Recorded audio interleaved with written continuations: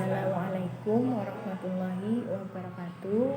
Saya Ustazah Hasanah dari Prodi Pendidikan Luar Biasa kelas 1A, NIM 20201862002B0040.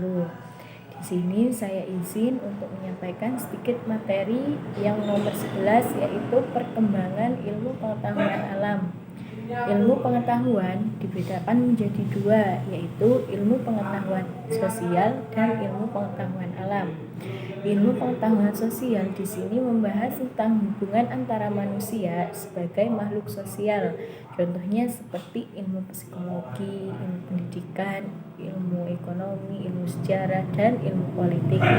Sedangkan ilmu pengetahuan alam adalah sekumpulan pengetahuan yang diperoleh melalui metode tertentu. Kemudian saya akan membahas tentang metode ilmiah sebagai dasar IPA. Metode ilmiah adalah prosedur atau cara dalam memperoleh pengetahuan yang disebut ilmu. Ini berarti bahwa ilmu merupakan pengetahuan yang didapatkan lewat metode ilmiah. Berbagai cara yang dilakukan manusia untuk memperoleh pengetahuan, baik melalui pendekatan non-ilmiah maupun pendekatan ilmiah. Kemudian saya akan membahas tentang kriteria ilmu pengetahuan, yaitu ada 6. Yang pertama logis, yang kedua objektif, yang ketiga metodik, yang keempat sistematis, yang kelima berlaku umum atau universal, yang keenam kumulatif. Saya jelaskan satu persatu. Yang pertama yaitu logis, yaitu pengetahuan tersebut masuk akal dan sesuai dengan kaidah-kaidah ilmu pengetahuan. Yang kedua objektif, yaitu pengetahuan yang didapat harus sesuai dengan objeknya dan didukung oleh fakta empiris. Yang ketiga metodik, yaitu pengetahuan diperoleh dengan cara-cara tertentu yang teratur, dirancang, diamati, dan dikontrol. Yang keempat sistematis, yaitu pengetahuan yang disusun dalam satu sistem yang saling berkaitan dan menjelaskan satu sama lain sehingga menjadi satu kesatuan yang utuh. Kemudian yang kelima berlaku umum atau universal, yaitu pengetahuan yang berlaku untuk siapa saja dan di mana saja, yaitu dengan cara eksperimentasi yang sama akan diperoleh hasil yang sama. Kemudian yang keenam kumulatif, yaitu sesuai dengan hasanah ilmu pengetahuan yang selalu bertambah dengan hadirnya ilmu pengetahuan yang baru. Kemudian ada langkah-langkah operasional metode ilmiah. Langkah-langkahnya yaitu ada 4. Yang pertama perumusan masalah, yang kedua penyusunan hipotesis, yang ketiga eksperimen, yang keempat penarikan kesimpulan.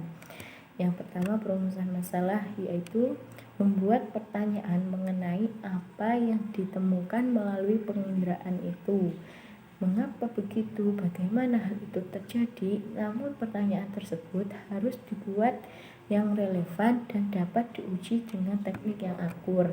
Kemudian yang kedua penyusunan hipotesis. Hipotesis adalah dugaan sementara yang ditaksir merupakan jawaban dari suatu pertanyaan yang dibuat berdasarkan pengetahuan yang telah ada pada sebelumnya. Kemudian yang ketiga eksperimen, yaitu usaha pengumpulan fakta yang relevan dengan hipotesis yang telah diajukan sehingga diketahui apakah fakta-fakta tersebut mendukung hipotesis atau tidak.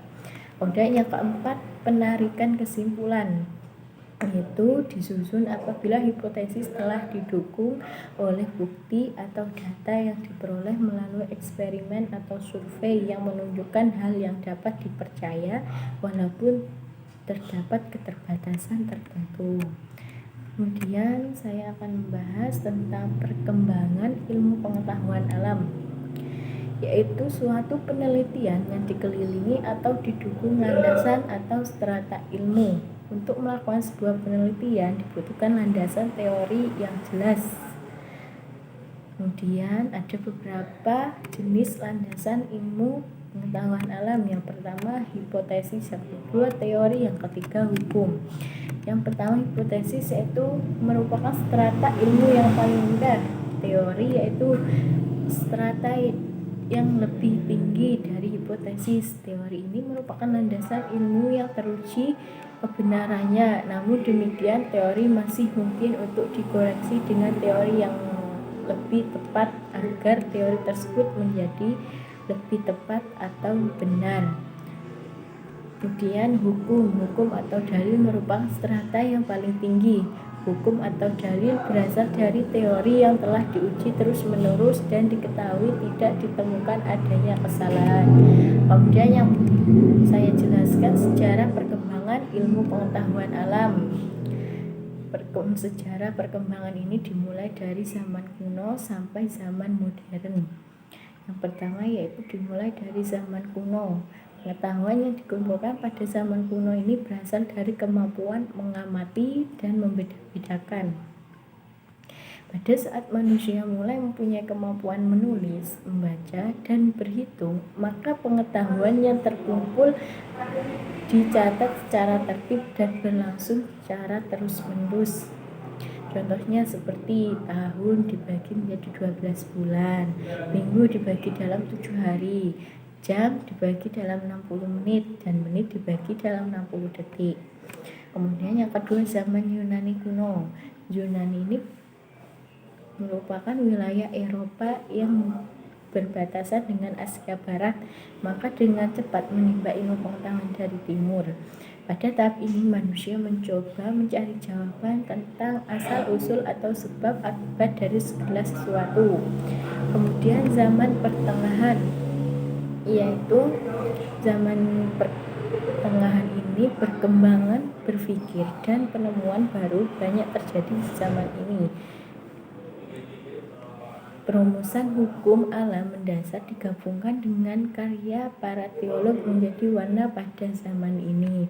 Kemudian zaman sains modern. Zaman ini ditandai dengan bangkitnya akal budi yang melepaskan dari dogma-dogma agama. Yang ketiga, zaman pola pikir induksi. Zaman pola pikir induksi yaitu zaman empirisme yang meletakkan dasar pengetahuan pada hasil eksperimen dan pemikiran. Kemudian yang keenam, zaman kontemporer. Zaman kontemporer ini ditandai dengan penemuan beberapa teknologi canggih, misalnya teknologi komunikasi dan informasi. Komputer sangat memudahkan kerja perhitungan di banyak bidang. Perhitungan rumit yang terjadi dilakukan dengan kemampuan otak yang memakan waktu sekarang dapat dilakukan dengan bantuan komputer yang bekerja sebagai mesin. Dan zaman sains di masa depan. Sains di masa depan adalah sains digital, karena manusia akan menghadapi kenyataan baru, yakni kenyataan virtual. Kemudian saya akan membahas tentang ruang lingkup ilmu pengetahuan alam. Ruang lingkup ilmu pengetahuan alam dapat dibagi menjadi 3, yaitu yang pertama ilmu sosial budaya, kedua ilmu pengetahuan alam, dan yang ketiga ilmu pengetahuan bumi dan antariksa. Saya jelaskan satu persatu. Ilmu pengetahuan ilmu sosial dan budaya yaitu membahas hubungan antara manusia sebagai makhluk sosial, yaitu dibagi menjadi banyak bagian. Yang pertama psikologi, yang kedua pendidikan, yang ketiga antropologi, yang keempat etnologi, yang kelima sejarah, yang keenam ekonomi, yang terakhir sosiologi. Yaitu yang pertama psikologi merupakan ilmu yang mempelajari proses mental dan tingkah laku. Yang kedua pendidikan, yaitu proses latihan yang terarah dan sistematis menuju ke suatu tujuan. Yang ketiga antropologi, yaitu mempelajari asal-usul dan perkembangan jasmani, sosial, kebudayaan, dan tingkah laku. Yang keempat etnologi merupakan cabang dari studi antropologi yang dilihat dari aspek sistem sosio-ekonomi dan pewarisan kebudayaan, terutama keaslian budaya. Yang kelima sejarah merupakan pencatatan peristiwa-peristiwa yang telah terjadi pada suatu bangsa, negara, dan individu. Yang keenam ekonomi merupakan hubungan dengan produk tukar-menukar barang produksi. Yang terakhir yaitu sosiologi, merupakan studi tentang tingkah laku sosial, terutama tentang asal-usul organisasi, institusi, perkembangan masyarakat. Yang kedua yaitu ilmu pengetahuan alam yang membahas tentang alam semesta dengan semua isinya. Dibagi menjadi banyak bagian. Yang pertama, fisika. Fisika merupakan ilmu yang mempelajari benda tak hidup dari aspek wujud dengan perubahan yang bersifat sementara. Contohnya seperti bumi, bunyi cahaya, gelombang magnet. Kemudian yang kedua kimia. Kimia merupakan mempelajari benda hidup dan tak hidup dari susunan materi dan perubahan yang bersifat tetap. Kemudian ada biologi. Biologi merupakan pelajari makhluk hidup dan gejala-gejalanya. Ada botani. Botani merupakan ilmu yang mempelajari tentang tumbuh-tumbuhan. Itu ada pula zoologi. Zoologi merupakan ilmu yang mempelajari tentang hewan. Morfologi merupakan ilmu yang mempelajari tentang struktur luar makhluk hidup. Yang selanjutnya anatomi. Anatomi merupakan suatu studi tentang struktur dalam atau bentuk dalam makhluk hidup. Kemudian ada fisiologi, merupakan studi tentang fungsi atau organ bagian tubuh makhluk hidup. Ada sitologi, merupakan ilmu yang mempelajari tentang sel secara mendalam. Histologi merupakan studi tentang jaringan tubuh atau organ makhluk hidup yang merupakan serentetan sel sejenis. Ada yang terakhir paleontologi, yaitu merupakan studi tentang makhluk hidup masa lalu. Kemudian yang ketiga yaitu ilmu pengetahuan bumi dan antariksa. Ini membahas tentang anggota tata surya dan ruang angkasa dengan benda angkasa lainnya. Yang pertama ada geologi, yang kedua astronomi. Geologi merupakan membahas tentang struktur bumi. Contoh dari ilmu ini, contohnya batu-batuan, gempa bumi, bahan-bahan mineral.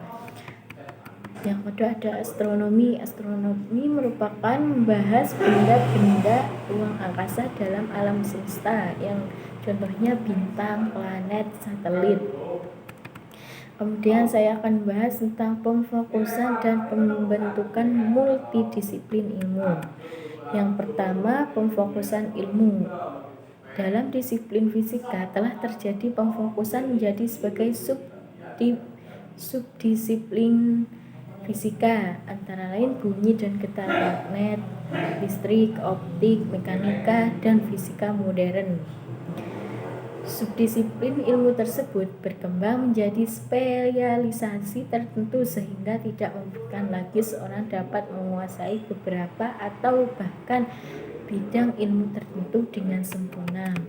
Yang kedua, multidisiplin dan ilmu merupakan ilmu pengetahuan yang mencakup pembahasannya menggunakan lebih dari satu kelompok ilmu, misalnya kelompok IPA dan kelompok IPS. Yang ketiga, interdisiplin ilmu. Interdisiplin ilmu merupakan ilmu pengetahuan yang mencakup pembahasannya menggunakan satu kelompok disiplin ilmu saja. Kemudian yang keempat, mono dan interdisiplin IPA serta aplikasinya. Manfaat aplikasi IPA dalam kehidupan sehari-hari cukup banyak, baik itu berasal dari mono maupun interdisiplin ilmu. Kemudian saya akan membahas tentang IPA klasik dan IPA modern. Pengertian ilmu klasik.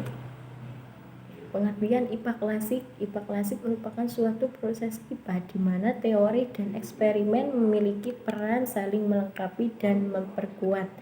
IPA klasik ini memiliki kajian yang bersifat makroskopik, yakni mengacu pada hal-hal yang berskala besar, dan kaidah pengkajiannya menggunakan cara tradisional. Kemudian ada IPA modern. Ini adalah suatu proses IPA di mana penekanan terhadap teori lebih banyak daripada praktek. IPA modern memiliki telahan yang bersifat mikroskopik, yaitu sesuatu yang bersifat detail dan berskala kecil. Dan ada perbedaannya antara IPA modern dan IPA klasik. IPA klasik dan IPA modern didasarkan pada konsepsi yang meliputi cara berpikir, cara memandang, dan cara menganalisis suatu gejala alam. Namun pada IPA klasik, suatu pengetahuan didapatkan dari awal, yakni didasarkan dari Dari hasil eksperimen yang dilakukan dan dikajian pada IPA klasik lebih jangkal karena terbatas pada media atau alat bantu penelitian. Sedangkan pada IPA modern, yaitu suatu pengetahuan diperoleh melalui eksperimen yang dilakukan dengan berkiblat pada teori yang telah ada dan dengan bantuan teknologi yang lebih canggih dan maju. Pada kajian IPA modern lebih mendetail sehingga diperoleh pengetahuan yang lebih mendalam mengenai suatu fenomena alam. Dengan kata lain, dapat disimpulkan bahwa IPA modern merupakan pengembangan dari IPA klasik.